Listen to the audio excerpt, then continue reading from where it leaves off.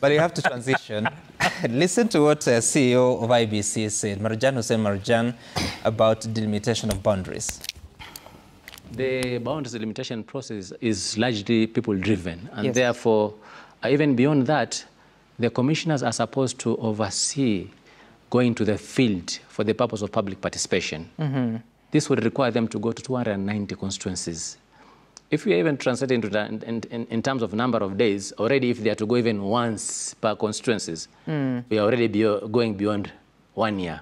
And you said it rightly previously when you started this show that the final date should be actually August 2026. The question then begs as to whether, even when the commissioners join in June, those timelines remaining, will it be sufficient to complete the process?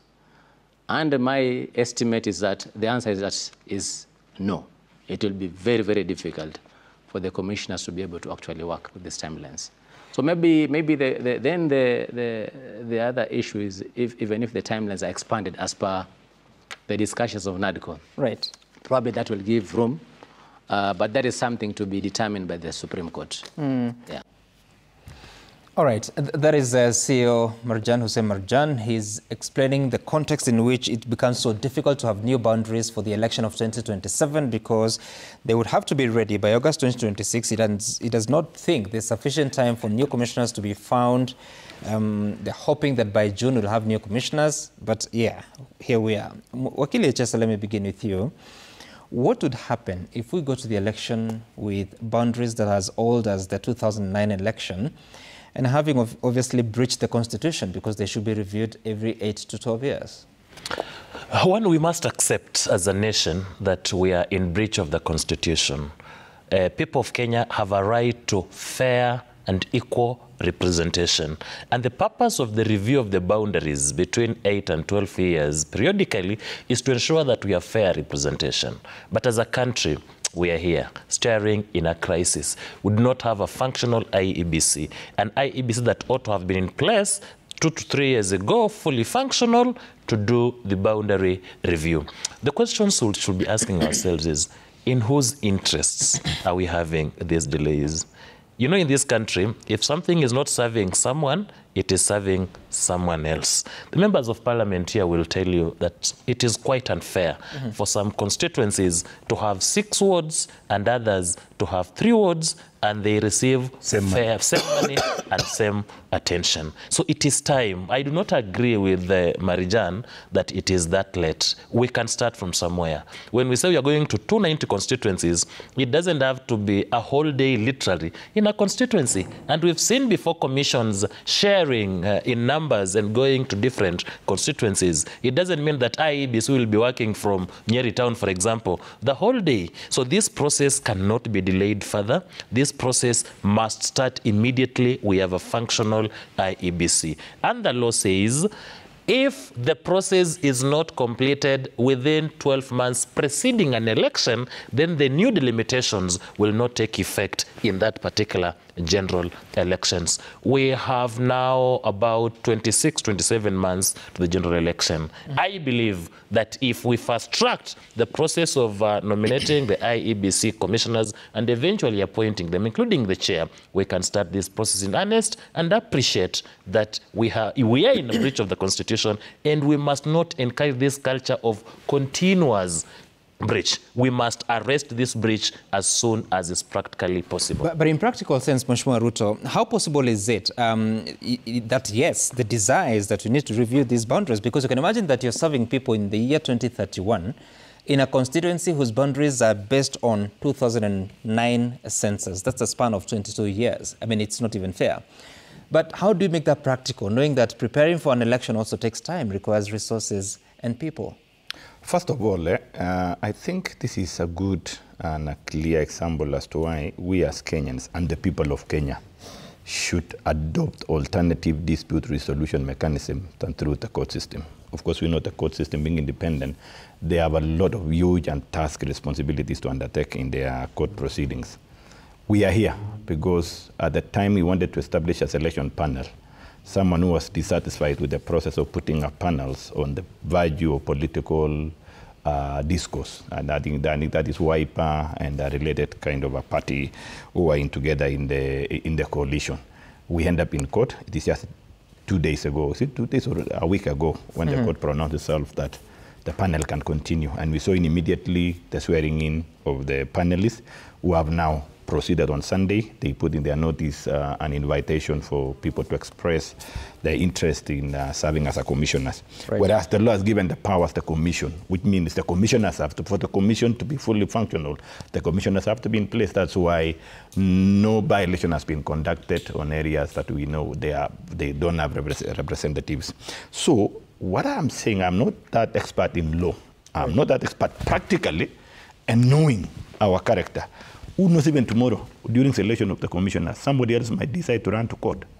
And if he runs to court, it means when the matter is in the before court. Why are you giving them ideas? I'm not giving ideas, but I'm saying you're asking me practicability of this type. Yeah. And those are factors you can consider. Okay. You cannot rule out that somebody might... No, assuming nothing more is taken to court, yes. Is it practical for an IBC to come in? I really doubt. Prepare for the boundaries, but also prepare for the election. Assuming commissioners divide themselves into how many? They can divide into 3 groups.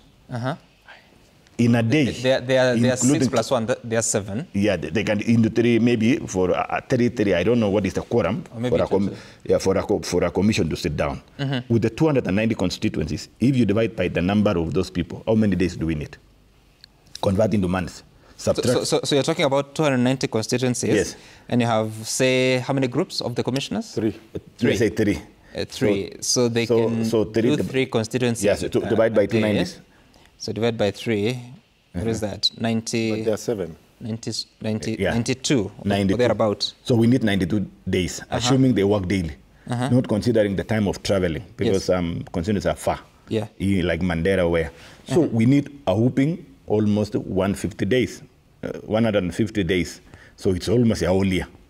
So I don't know now the process of coming. 150 days cannot be a whole year. Those are less than 6 months. No, I'm saying, no, don't forget this. Traveling. Don't forget that's why time to come and sit down. The numbers. And remember, this is public participation. And you cannot go and hurry a public participation.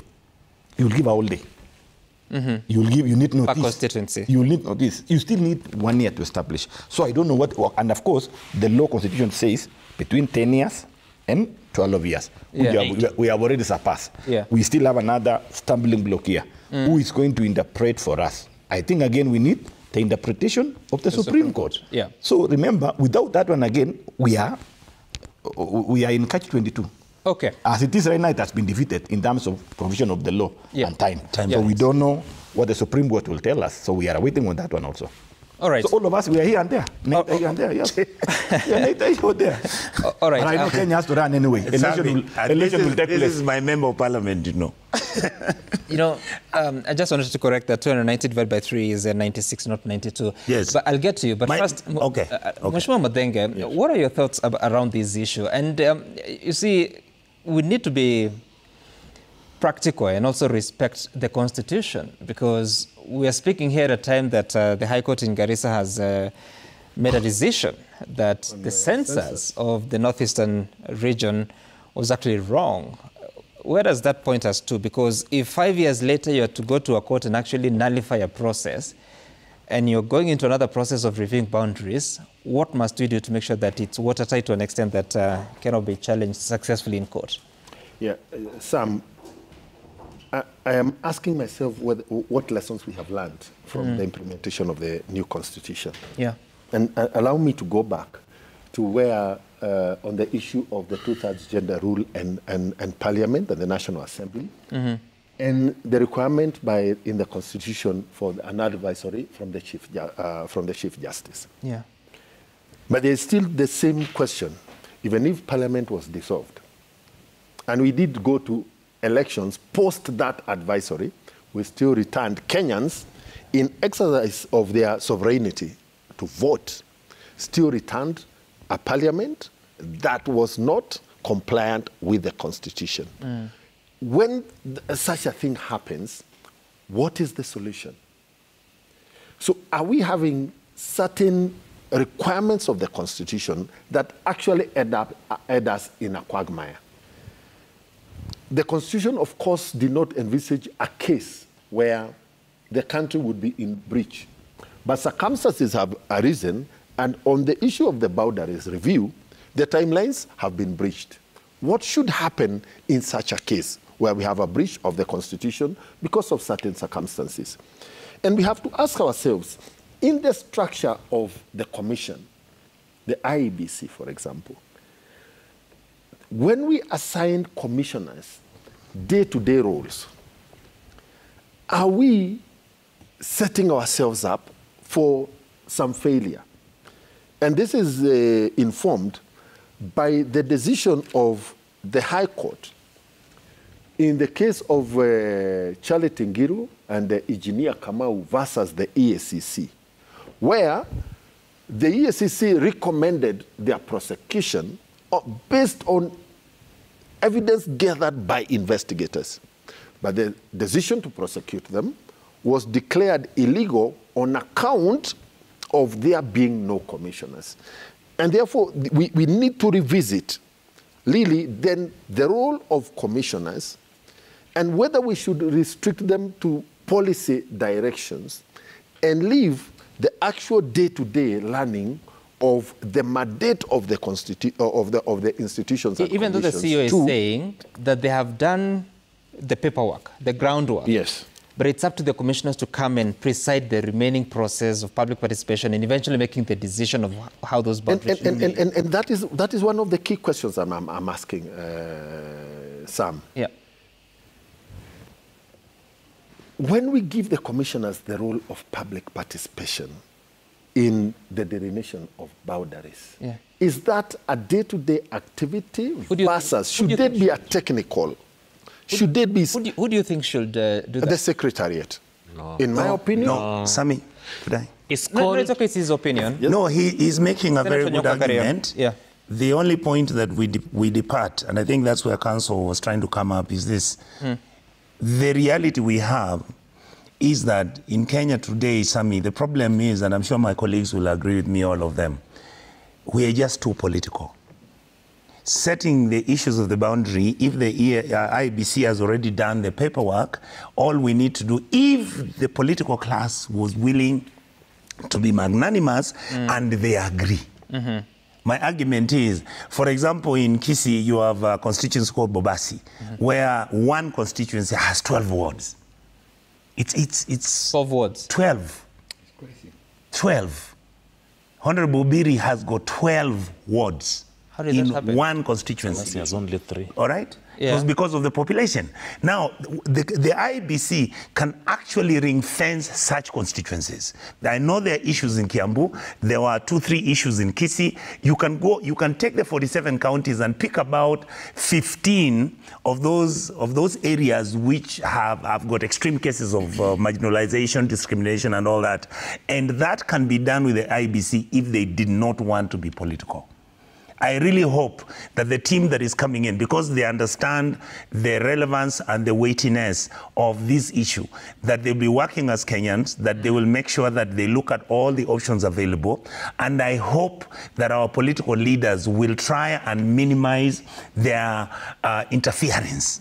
Because the reality is that we fear rigging just minimize interference. I mean, the reality is, if, for example, I remember it was the IEBC of 20, I think it was 16 or 17. Right. It was more like an agreed arrangement.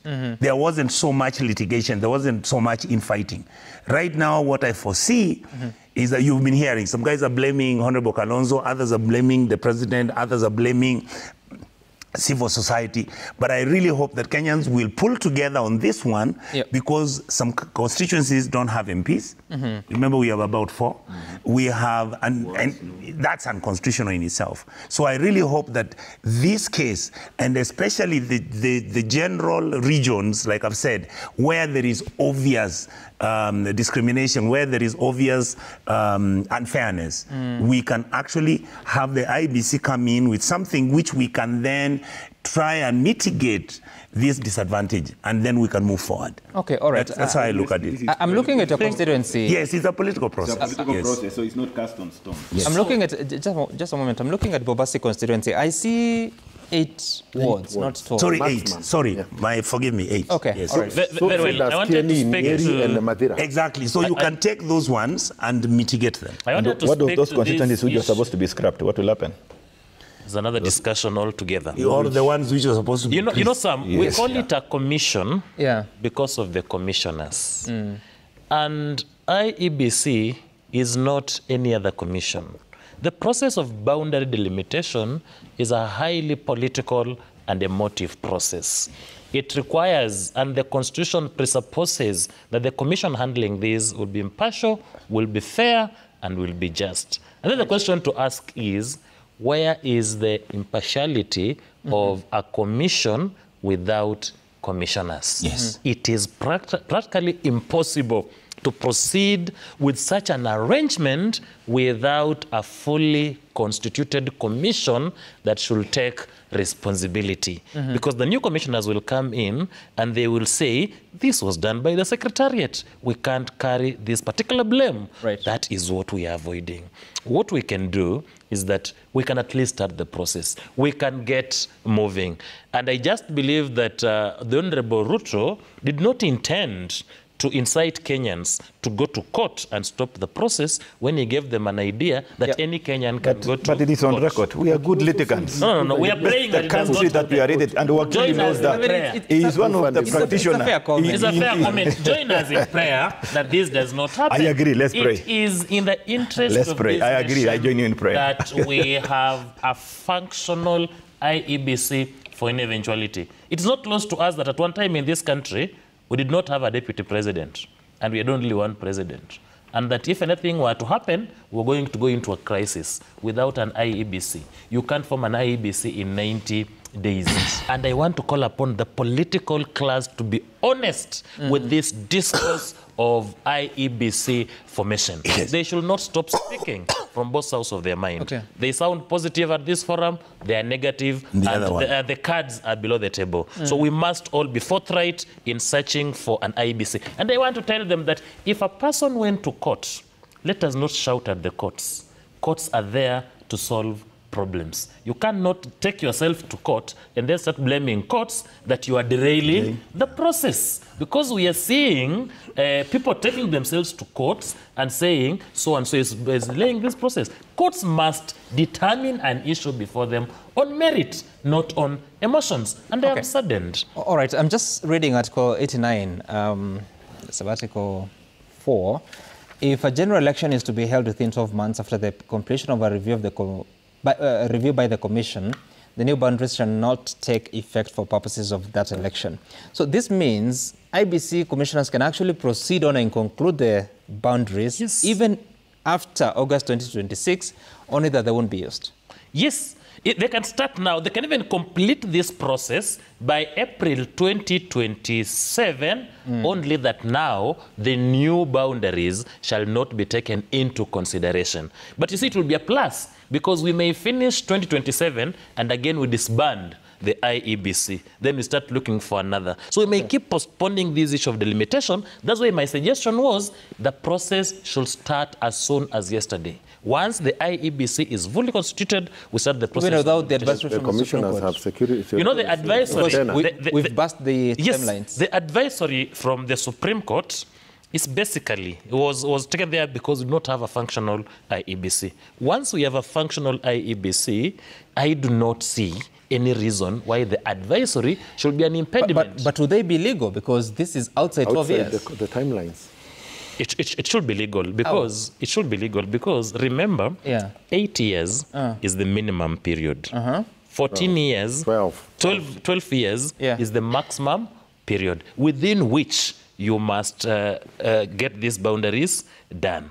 So it means after 12 years, it now becomes a crisis and a matter of urgency and national interest. And what the Supreme Court will say is that we are time-bound. So what we can do is to start immediately. You can't say that because we have passed 12 years, now we can't do the boundaries. That's what I'm saying. I mean, how would you do that legally?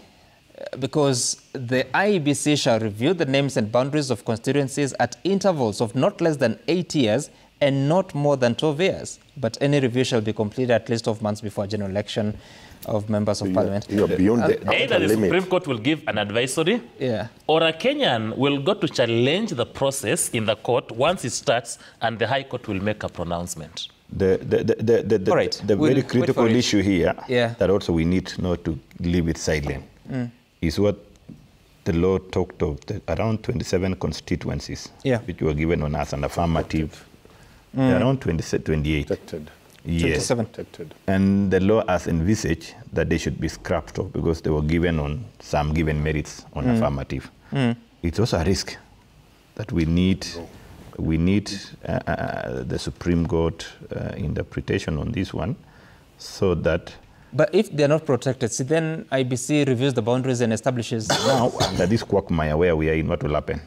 Okay. Those are questions those Kenyans are asking. That now brings into focus the proposal by Senator Onyonka. Yeah. That number one, with the question of the High Court ruling on the 2019 census in one region, how do we then go for boundary reviews based on census data that has also been washed, that has been nullified? So it's a serious. So we have quite a bit of a gap. All right. I don't know what Parliament will be doing. You're back in office. Sorry, you're back at work next week. Something I forgot to say for just 2 seconds. I'll ask for 30 seconds after I look at the feedback. Okay, but I have to thank you because this has been a peaceful conversation. This end of it. It's been very peaceful. Let's listen to. Because Onyonka cool down. No. He became the senior politician we need it here. It's been a lovely show. Like Nell is saying, the new university funding model is causing frustration among students and staff alike, with significant flaws becoming increasingly apparent. It's time for the government to reassess the approach.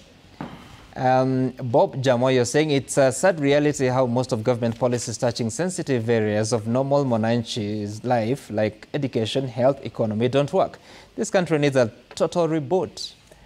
Eric Otondi, things are not working out at all, I bet you mean. Corruption is everywhere in schools. Imagine admitting a child to a primary public school is so expensive than even in some private schools. I had to pay for a seat, a locker, and admission fee. Yes. It's absurd. Wow. Babu Michael, I didn't expect the Kenya Kwanza government to launch some of these systems like SHA, SHIF, varsity funding model, etc. before they do proper piloting to note the loopholes in them because of their importance to the general public. Somebody slept on the job. Who else?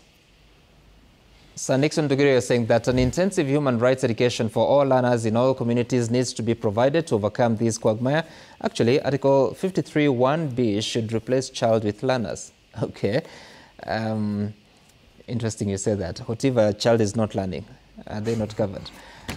So, what else are you saying on X? Is that it?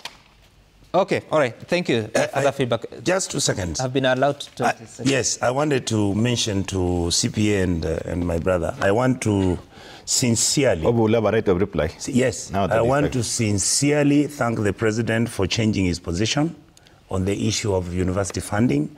I want to thank him for... Has it changed? They have made a recommendation that they The recommendation is not the president first. Because I am hoping. Decision. I'm actually encouraging him in advance. You're thanking him already. I'm encouraging him in advance. I hope that every single... If you look at SHIF and SHA, it's not working. I've also seen the government is saying they might go back to NHIF. We know what the corruption cartels were doing with NHIF. The president can just close those loopholes and NHIF will work fine. And there are many things that he needs to fix in the country and nobody will bother him. But so long as these things are the ones which are coming up, we'll get back to this table. We'll be talking about them the whole year. All right, that's our time. Mheshimiwa Julius Ruto from KSS constituency, Senator Richard Onyonka from Kisii County, Wakili Kennedy Echesa, and Mheshimiwa Duncan Mathenge from Nyeri Town. Thank you so much for making time for us to have these conversations. We had 2 topics, but we spoke about a lot of things. We hope it was value for your time. My name is Sam Gituku. See you again some other time. Up next is Matters Social, and I think Safin is talking about matters of breakups. Well, good day. See you soon.